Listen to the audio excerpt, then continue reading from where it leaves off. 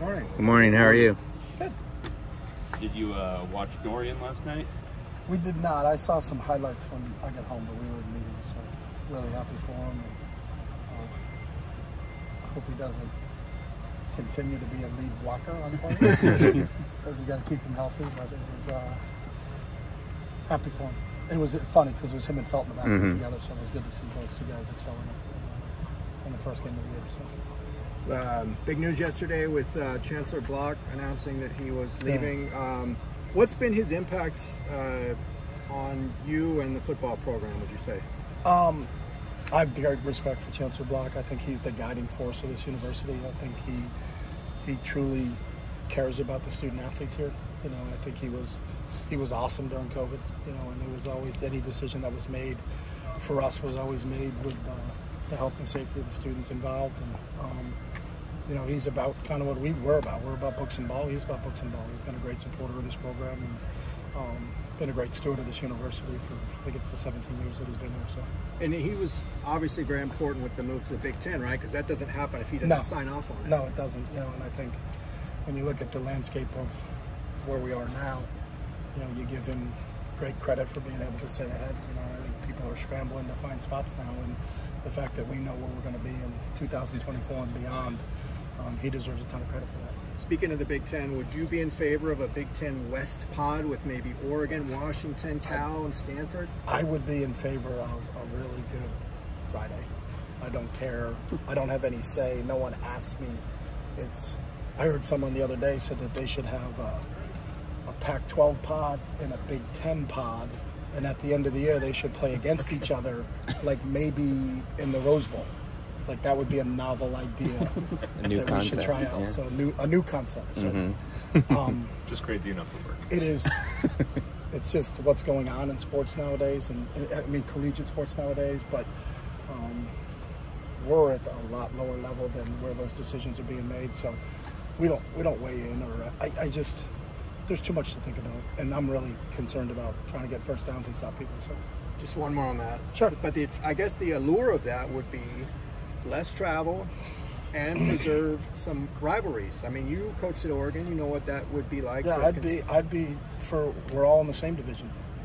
Put 60 of us in the same division and do it like the NFL, where there's NFC West, NFC North, NFC South, which is the same thing, and then we all get together. But you know, I think we should all be in. There should be one conference in all of college football. In all of college football, and then just break it up like they do the professional ranks. Based on geography. Based on geography. That makes the most sense.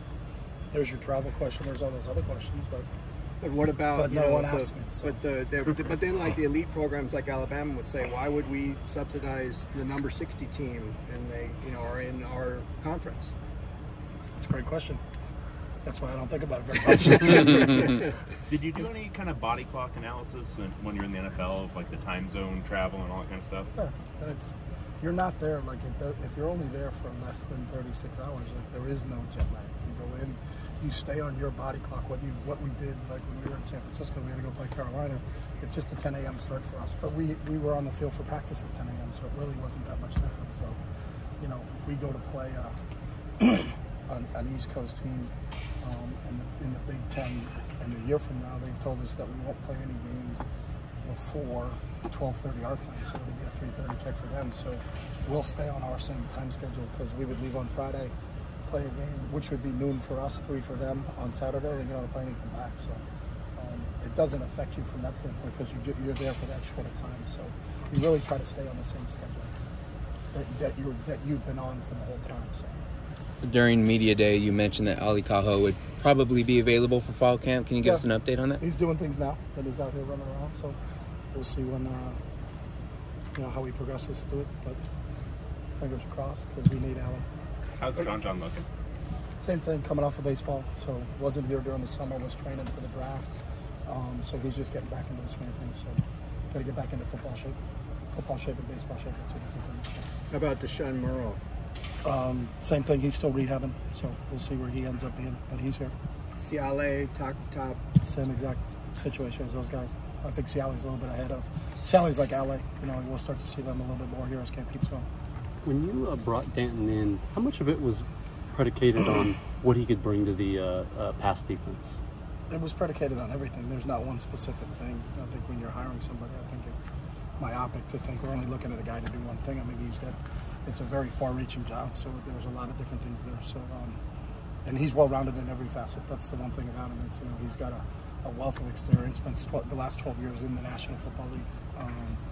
So, it wasn't one specific thing that he was really good at. Third down, red zone defense. It was he can do it all, and that's why we hired him. And he's done a great job since we've been here, since he got here at the beginning of March last year, getting ready for spring ball, and really impressed with how our defense and our whole defensive staff, how they've really meshed and gelled together. With Ken and Brian and Akaika and Cody back there. I think those guys have done a really good job. You mentioned that you kind of came onto your radar through Billy O'Brien and John Harbaugh. Mm-hmm. How did that process kind of unfold? Did you reach out to them and say, "Hey"? Yeah, I did. I talked to Obi a lot, and when Obi mentioned that, then I've known John for a long time, so I reached out to John, to kind of get some background information, and then asked John if I could speak to him. There's an unwritten protocol, and I've always followed it. So, because you want to find out what he's like, and he was there for the last couple of years as their secondary coach. So, just doing your due diligence in terms of who would be the best fit here, and I think Danton's been, as I said, tremendous since the day he walked in here. So when he was interviewing with you, what impressed you about him? And said everything. I think his knowledge, his ability to teach. Education is a transportation of knowledge. His ability to transport his knowledge to other people in a clear, concise manner. So it was very understandable. He made complex things seem very simple, but he also can make simple seem complex to opposing offenses. So he's got a really good blend of how to mix and match things. And he was around some really, really good guys, from Romeo Correll to Mike Vrabel to Wink Martindale. I mean, he's been around some of the best defense coordinators in the NFL in the last 10 or 15 years. So it's all rubbed off, and he's absorbed everything. So we're excited about it. At media day, you spoke about how the Pac-12 has always had great quarterbacks and things like that. And I'm curious for you, when it comes to developing a quarterback, what are sort of checkpoints or benchmarks you look at in dealing with I think it's grasp and knowledge of what our offense is, and then if we call a play, that they can execute what we call.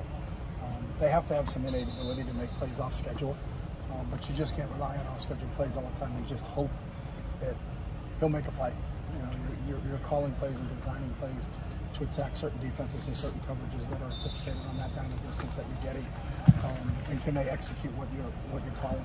And really, it comes down to a grasp of really the knowledge of the game. And the more we can get into situational football and their understanding, I think a lot of times for a quarterback, they have to understand that they have to let it happen, not make it happen. Sometimes the best decision is on 3rd and 9 is to check it down to the running back and let the running back run for and get a first down, as opposed to trying to throw the ball into a tight window and then maybe it's a turnover and you're not protecting the football. And I think it's the more you get there, the more experience you get about what are we trying to get accomplished and what are we trying to do. I thought Dorian did a really good job as he grew through his career here. I just saw a stat yesterday that we're the top team in the country in the last 2 years with the least amount of 3 and outs. But that's a lot to quarterback making really good decisions, to continue to keep us on the field. And that's what you're trying to do. You're not going to get a home run on every single play.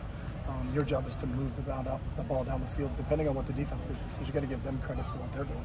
They may prevent big passes and make you throw the ball in front of them. If that's what you're going to do, then I've got to be comfortable doing that. And I think that's what that maturation process for all young quarterbacks going through it is, that you don't have to make any play. You just have to play within the confines of the offense and then execute the plan that we're trying to implement, no matter who we're playing on a weekly basis.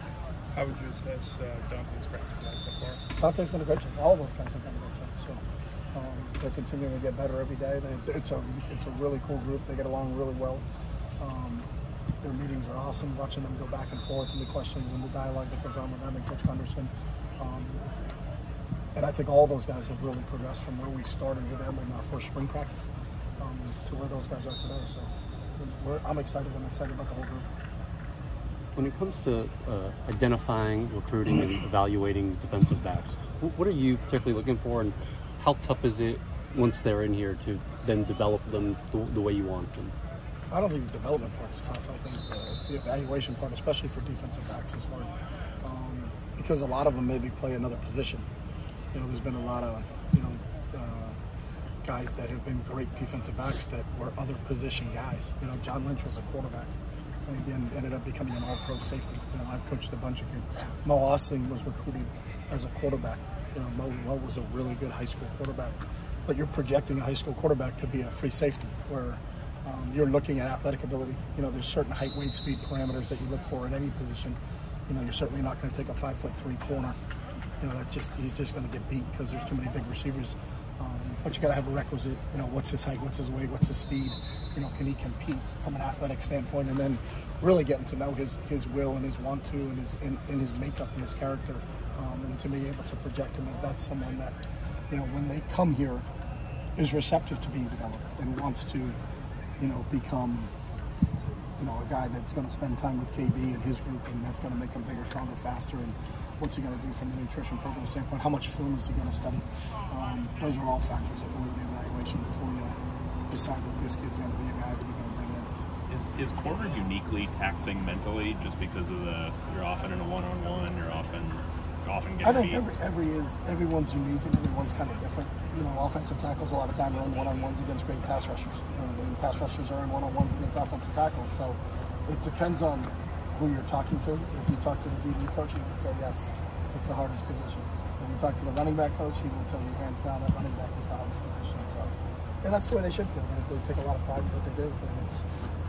But I wouldn't single one out more than the other. I think being a safety, because there's so many different. It's a different game. Sometimes at corner, there's just one guy. It's me and you out here. Now we're on islands, but how I'm going to play him? I'm either going to play him in press, I'm going to play him in off, or I'm going to be a cloud corner. There's three things I can do.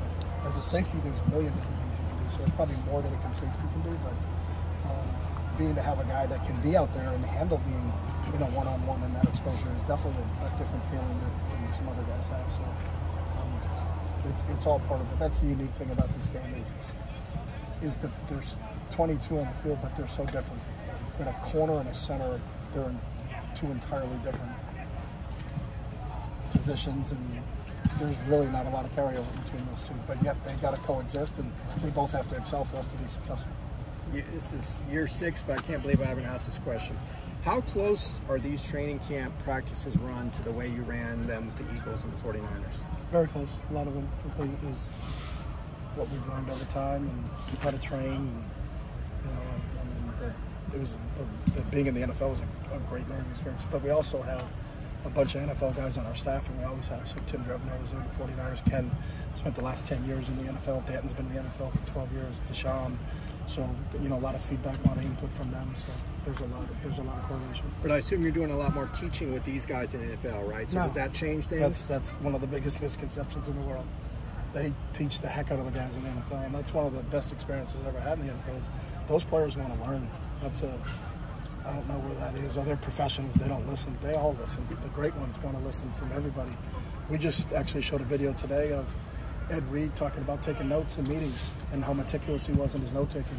You look at Peyton Manning and how prepared he was and how much time he spent studying the game. Like it doesn't change. If you want to be an elite football player, whether it's at high school, whether it's at college, or whether it's at the professional ranks, is that you better be a student of the game. And all the great ones are. And all the great guys that I had an opportunity to coach when I was in the NFL were the same exact way. You know, they're all thirsty for knowledge.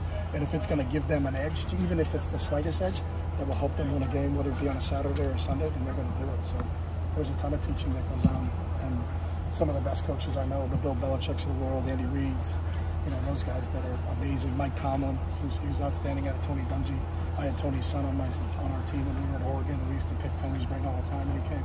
But those guys are amazing teachers. And you know, the great ones want to be coached. That's the cool part about it. If you're truly a great player, you want to be coached. And you as a coach better be prepared when you step into the meeting room, because those guys are really prepared.